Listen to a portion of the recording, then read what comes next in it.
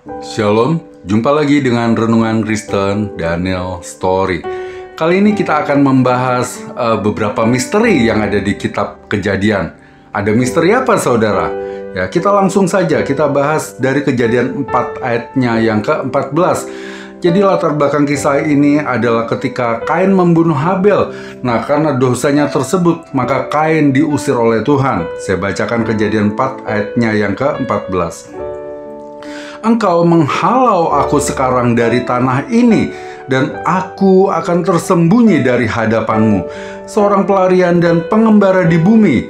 Maka barang siapa yang akan bertemu dengan aku, tentulah akan membunuh aku. Loh, siapa yang akan membunuh Kain? Siapa sih orang yang Kain takuti ini, saudara? Bukankah saat itu hanya ada Adam, Hawa, Kain? Habel sudah dibunuh oleh Kain. Ya, lalu siapa yang Kain takuti ini, saudara? Kemudian misteri berikutnya di Kejadian 4 ayat yang ke-17. Saya bacakan. Kain bersetubuh dengan istrinya dan mengandunglah perempuan itu, lalu melahirkan Henok. Kemudian Kain mendirikan suatu kota dan dinamanya kota itu Henok menurut nama anaknya. Dari mana asal istrinya Kain ini, saudara? Kok tiba-tiba ada istrinya, padahal saat itu hanya ada Adam, Hawa, Kain. Dari mana istrinya? Ya. Jadi ada beberapa pendapat, ada dua versi, saudara. Ya. Versi pertama, ada manusia purba yang diciptakan dengan firman. Ada manusia sebelum Adam. Nah, manusia inilah yang ditakuti oleh Kain akan membunuh Kain. Nah, dari kaum purba ini juga, dari manusia purba ini juga timbul istrinya Kain. Ada istrinya Kain, saudara. Saya buka di Kejadian 1 ayat 26. Berfirmanlah Allah, baiklah kita menjadikan manusia menurut gambar dan rupa kita, supaya mereka berkuasa atas ikan-ikan di laut dan burung-burung di udara dan atas ternak dan atas seluruh bumi dan atas segala binatang melata yang merayap di bumi. Jadi di Kejadian 1 Allah menciptakan segala sesuatunya dengan firman. Berfirmanlah Allah, maka jadilah cakrawala. Berfirmanlah Allah, maka jadilah ini. Maka berfirmanlah Allah, maka terjadilah itu. Ya, termasuk berfirmanlah Allah, baiklah kita menjadikan manusia dengan firman, saudara. Ya. Sedangkan di Kejadian 2 ayat 7, saya bacakan, ketika itulah Tuhan Allah membentuk manusia itu dari debu tanah dan menghembuskan nafas hidup ke dalam hidungnya. Demikianlah manusia itu menjadi makhluk yang hidup, bukan dengan firman maka jadilah, tetapi dengan dibentuk dan dihembuskan nafas hidup. Jadi artinya yang di Kejadian 1 adalah makhluk purba yang diciptakan dengan firman. Ya. Yang di Kejadian 2 adalah Adam yang dibentuk dan dihembuskan dengan nafas hidup. Jadi artinya pendapat ini, versi ini berpendapat bahwa manusia pertama adalah makhluk purba. Berikutnya baru Adam. Tapi saya membantah pendapat ini, saudara. Ya.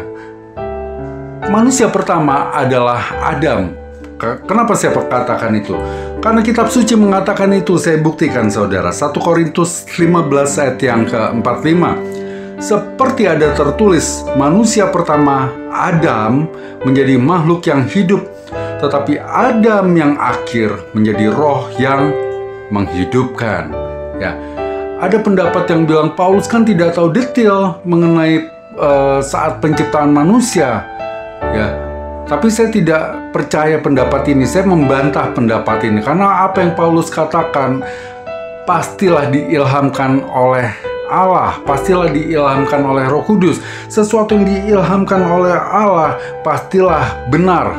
Ya, saya percaya sekali lagi, sesuatu yang diilhamkan oleh Allah pastilah benar.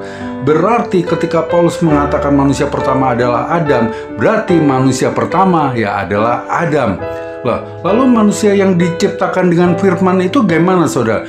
Saat ini saya tidak membahas itu. Mungkin nanti satu saat saya akan membahas itu dalam video tersendiri, saudara. Jadi jawaban yang masuk akal, yang logis, yang biblikal itu bagaimana? Ya, karena ini jawaban ini otomatis sudah gugur, saudara. Jadi yang masuk akal gimana? Ingat, saudara, bahwa pada saat itu kemungkinan Adam juga mempunyai anak-anak yang lain. Sudah ada anak-anak yang lain. Saya buktikan di Kejadian 5 ayat 4. Saya bacakan. Umur Adam setelah memperanakan Set 800 tahun. Jadi umur Adam itu 800 tahun setelah memperanakan Set. Jadi ini menjelaskan setelah memperanakan Set umur Adam itu berapa? 800 tahun. Dan ia memperanakan anak-anak lelaki dan perempuan. Nah, anak-anak lelaki dan perempuan ini tidak dijelaskan diperanakan sesudah Set atau sebelum Set. Ya, hanya dijelaskan Adam ini memperanakan juga anak-anak lelaki dan perempuan.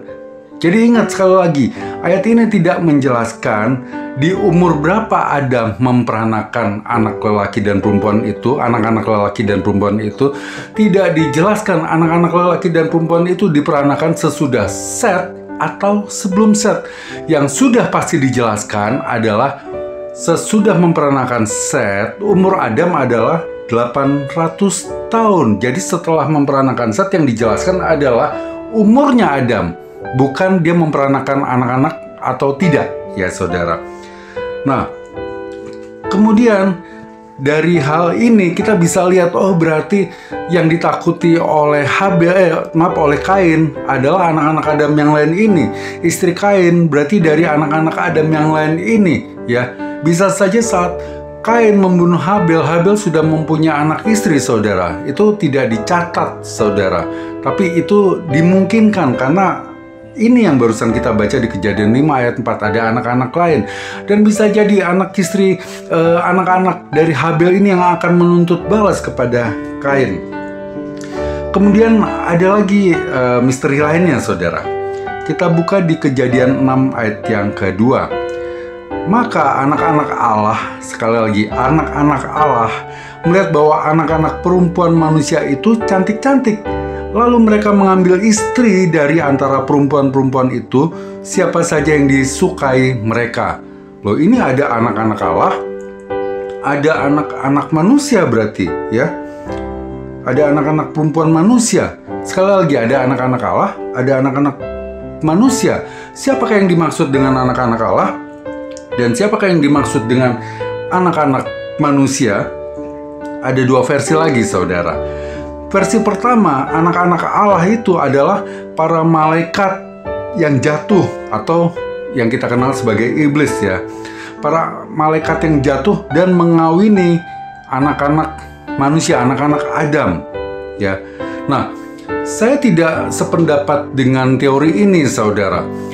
Karena pertama, anak-anak Allah yang adalah malaikat yang jatuh itu, ini dari mana sih teori tersebut? Teori tersebut dari kitab Apokrifa. Kitab Apokrifa itu apa? Kitab Apokrifa adalah kitab yang tidak kita percayai, yang tidak kita percayai, ya, yang tidak kita terima, yang tidak diterima oleh kekristenan. Itu kitab Apokrifa. Ada banyak kitab Apokrifa, ya. Nah, salah satunya adalah kitab Henokh. Dari kitab Henokh ini diambil kesimpulan bahwa anak-anak Allah adalah para malaikat yang jatuh alias iblis, ya. Kontradiksi dong, saudara. Masa masa iblis adalah anak-anak Allah, disebut anak-anak Allah? Kan pasti tidak, saudara. Iblis adalah anak-anak kegelapan. Iblis adalah raja kegelapan, saudara, ya. Dia bukan anak-anak Allah. Dan kemudian kita buka di Matius 22 ayat yang ke-30. Ini pendapat Yesus, ya. Karena pada waktu kebangkitan orang tidak kawin dan tidak dikawinkan, melainkan hidup seperti malaikat di surga. Ya, jadi artinya malaikat tidak kawin dan tidak mengawinkan. Jadi pendapat ini saya tolak karena pernyataan firman Tuhan ini tegas, malaikat tidak kawin dan tidak mengawinkan. Dan juga menjadi aneh jika malaikat yang jatuh itu disebut sebagai anak-anak Allah, ya. Kemudian versi kedua, versi yang masuk akal ini bagaimana? Jadi saudara ingat, di kitab Kejadian ada dua garis keturunan, ya. Pertama adalah keturunan Adam melalui Kain. Kedua, garis keturunan Adam melalui Set Enos, ya. Nah, kita lihat dari garis keturunan Kain ada di Kejadian 4 ayat 17-24. Kita baca yang ayat 23 dan 24-nya. Berkatalah Lamekh kepada kedua istrinya itu, Ada dan Sila, dengarkanlah suaraku, hai istri-istri Lamekh, pasanglah telingamu kepada perkataanku ini. Aku telah membunuh seorang laki-laki karena ia melukai aku, membunuh seorang muda karena ia memukul aku sampai bengkak. Sebab jika Kain harus dibalaskan 7 kali lipat, maka Lamekh 77 kali lipat. Jadi kita bisa lihat keturunannya Kain ini, keturunan Adam dari garis Kain ini, ya, sifatnya lebih ke arah sifat-sifat yang negatif, sifat-sifat dosa, karena itu mereka disebut anak-anak manusia. Sedangkan garis keturunan Adam dari garisnya Set ini lebih positif, ini terlihat lebih baik, saudara. Ya, kita buka, itu ada di Kejadian 4 ayat 25-26 dan Kejadian 5 ayat 1-32. Kita buka contoh di Kejadian 4 ayat yang ke-26. Saya bacakan. Lahirlah seorang anak laki-laki bagi Set juga, dan anak itu dinamainya Enos. Saya ulangi, lahirlah seorang anak laki-laki bagi Set juga, dan anak itu dinamainya Enos. Waktu itulah orang mulai memanggil nama Tuhan. Ya, jadi dari garis keturunan Set ini yang disebut anak-anak Allah, karena dari mereka ini mulai dipanggil nama Tuhan. Terlihat garis keturunan ini terlihat lebih baik, ya, sehingga akan menjadi masuk akal, akan menjadi logis ketika dari garis keturunan Set ini disebut sebagai anak-anak Allah.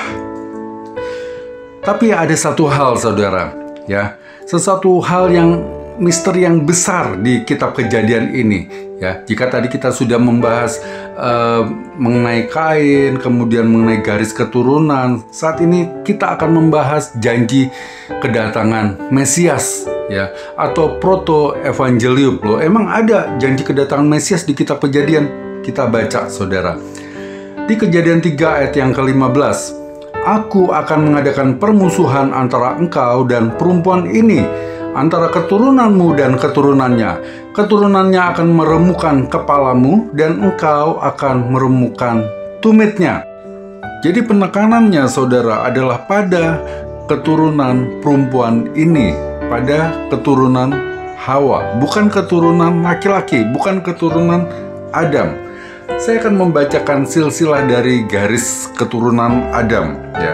Set memperanakan Enos, Enos memperanakan Kenan, Kenan memperanakan Mahalalel, Mahalalel memperanakan Yared, Yared memperanakan Henok, dan seterusnya sampai pada Nuh. Nuh memperanakan Sem, Ham, Yafet, Sem memperanakan Arpaksad, Arpaksad memperanakan Sela, Sela memperanakan Eber, Eber memperanakan Pelek, Pelek memperanakan Rehu, Rehu memperanakan Seruk, Seruk memperanakan Nahor, Nahor memperanakan Terah, Terah memperanakan Abram, dan kemudian menjadi Abraham. Ya, jadi dari silsilah ini, saudara lihat semuanya laki-laki, bukan perempuan. Atau contoh, Abram memperanakan Ismail dan Ishak, padahal sebenarnya bukan Abraham, ya, melainkan Hagar memperanakan Ismail. Kemudian Sarah memperanakan Ishak. Tapi yang dilihat adalah garis dari laki-laki. Sedangkan tadi di Kejadian 3 ayat 15, penekanannya adalah keturunan perempuan. Keturunan perempuan ini, keturunan Hawa, ya. Keturunan perempuan ini yang lahir tanpa campur tangan laki-laki siapa? Satu-satunya hanya Yesus, saudara. Sekali lagi, keturunan perempuan ini yang lahir tanpa campur tangan laki-laki, satu-satunya hanya Yesus. Hanya Yesus pribadi yang mempunyai ibu, yang lahir di dunia mempunyai ibu, tapi tanpa campur tangan seorang ayah, ya. Sekali lagi, keturunan perempuan ini yang dilahirkan tanpa campur tangan laki-laki hanya Yesus, ya. Ternyata ayat ini bercerita tentang Yesus, karena Yesuslah, ya, yang meremukkan kepala ular. Oh, ternyata berarti ayat ini bicara mengenai Injil yang pertama, janji kedatangan Mesias, Injil yang pertama atau proto evangelium. Ya. Kemudian saya bacakan Kejadian 22 ayat 18. Oleh keturunanmu lah semua bangsa di bumi akan mendapat berkat karena engkau mendengarkan firman-Ku. Ini pembicaraan Tuhan kepada Abraham, firman Tuhan kepada Abraham, ya. Nah, keturunanmu lah itu yang dimaksud adalah Yesus. Ada yang bilang, enggak dong, keturunanmu itu ya artinya keturunannya Abraham ya banyak, bukan cuma Yesus, ya.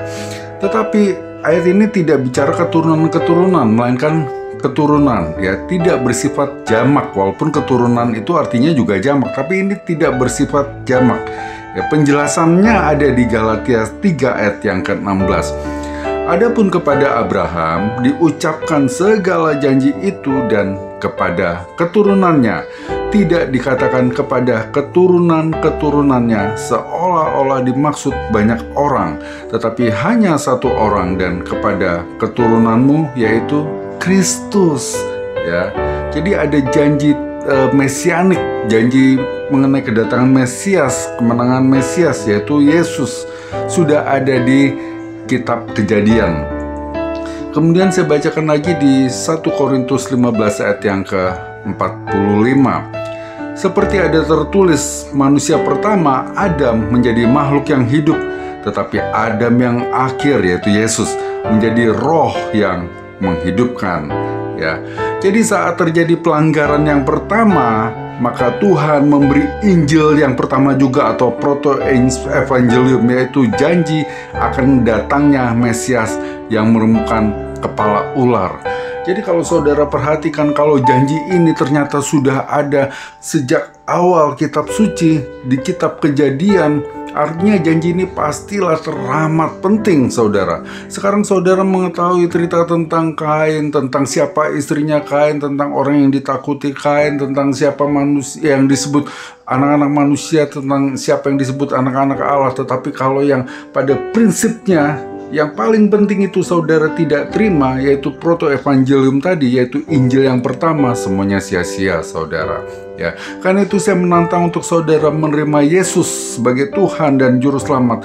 Dia yang sudah mengalahkan iblis, dia yang sudah meremukkan kepala iblis, dia yang sudah menebus saya dan saudara. Ya, saya ajak saudara untuk menerima Yesus saat ini. Saya ajak untuk saudara, bagi saudara yang mau menerima Yesus menjadi Tuhan dan Juru Selamat saat ini, saudara bisa ikuti doa saya. Kita sama-sama berdoa dan saudara ikuti.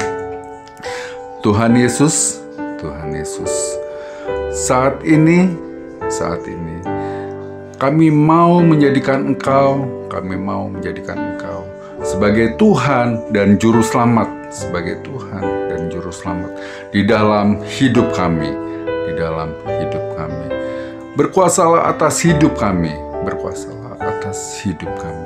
Kami percaya bahwa Engkau sudah menebus kami, Saat ini kami menjadikan Engkau sebagai Tuhan dan Juru Selamat, di dalam hidup kami, di dalam nama Tuhan Yesus,